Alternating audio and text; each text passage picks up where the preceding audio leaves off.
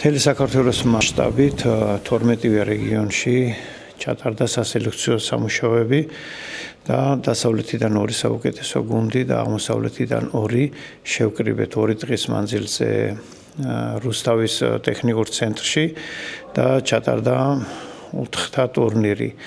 Ამ 4-თა ტურნირის შემდეგ ჩვენი სკაუტები, ის 24 სკაუტი, რომელიც მთელი წლის მანძილზე მუშაობდნენ რეგიონებში, მათ მიეცათ საშუალება, რომ აქ დაკვირვებოდნენ ყველა იმ ბავშვს, ამ 80-ვე ბავშვიდან იქნება ამორჩეული ის 20-22 ბავშვი, რომელიც შემდგომში შევა ჩვენს აკადემიაში. მოგახსენებთ, რომ მომავალი წლიდან უკვე გადაწყვეტილია, რომ ქუთაისში იქნება FIFA-ს აკადემია და ეს ბავშვები, რომლებიც მთელი წლის მანძილზე იყვნენ დაკვირვების ქვეშ, საუკეთესო ბავშვები მოხვდებიან იმ აკადემიაში.